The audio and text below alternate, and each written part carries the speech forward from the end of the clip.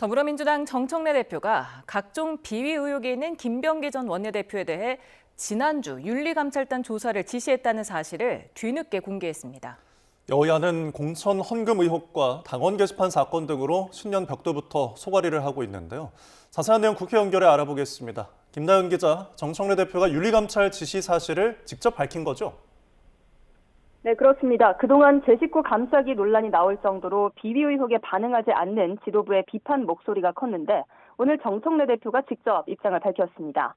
새해 첫날인 오늘 경남 김해 봉하마을을 방문한 정 대표는 이례적으로 기자들과 약식회견을 진행했는데요.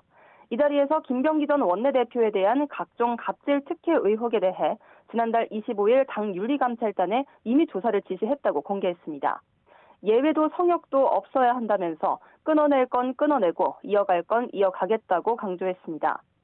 당 핵심 관계자는 YTN과의 통화에서 당시 현직 원내대표 신부님을 고려해 감찰 지시 사실을 공개하지 않은 거라고 말했습니다. 당시엔 1억 원 공천 헌금 방존 의혹이 드러나기 전인데요. 관계자는 이 역시 감찰 대상이며 현재는 당사자를 조사하기 전 실무조사가 진행되고 있다고 설명했습니다.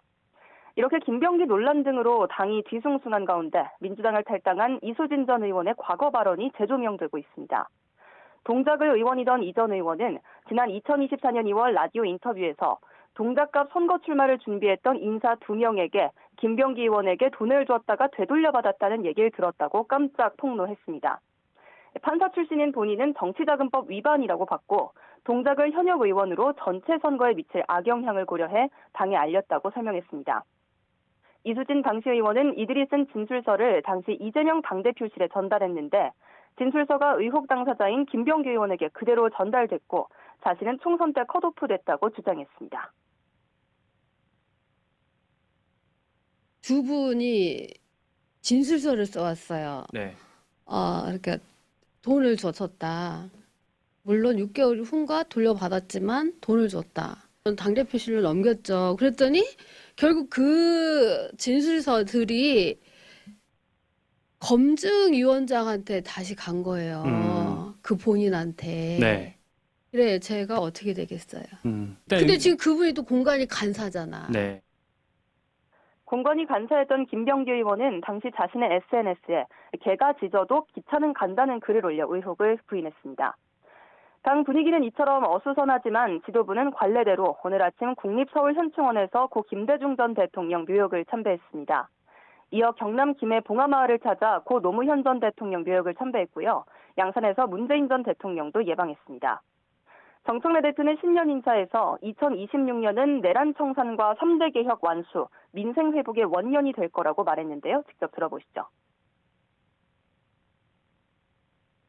역사적인 개혁 작업을 조속히 마무리하고 민생 개혁과 국민들의 삶의 질을 높이려는 그러한 희망을 안고 우리는 6.3 지방선거를 임해야 할 것입니다. 네, 국민의힘도 오늘 현충원을 찾았죠? 네, 국민의힘 지도부도 아침부터 현충원을 찾아 전직 대통령들 묘역을 차례로 참배했습니다. 이어 열린 신년 인사회에서는 국민 속으로 들어가서 국민을 섬기는 해가 되자며 민생을 강조했는데 그러면 지방선거에서 이길 수 있다는 말까지 덧붙였습니다. 또 힘자랑 말고 의회 합의 정신을 되살리는 정치가 되길 희망한다고 언급했습니다. 직접 들어보겠습니다.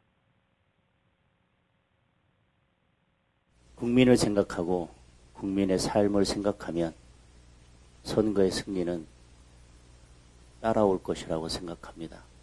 국민의힘이 더 낮은 자세로 국민을 섬기는 정당이 되겠습니다. 국민의힘도 하지만 계파 갈등의 최대 뇌관으로 꼽히는 이른바 한동훈 당원 게시판 사건으로 어수선한 건 마찬가지입니다.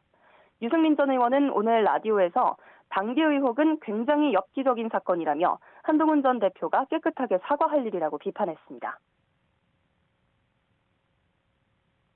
이 문제는 아예 깨끗하게 사과를 하고 그러고 넘어갈 일이라고 생각을 합니다. 왜 검사식의 그런 논리 가지고 막 허점을 찾아가지고 법적으로 대응하고 이거는 저는 아니라고 봅니다. 한편 이해훈 전 미래통합당 의원이 초대 기획예산처 장관 후보자로 지명되며 한동안 당내 비판이 이어진 가운데 이번엔 폭언, 갑질 논란까지 겹쳤습니다.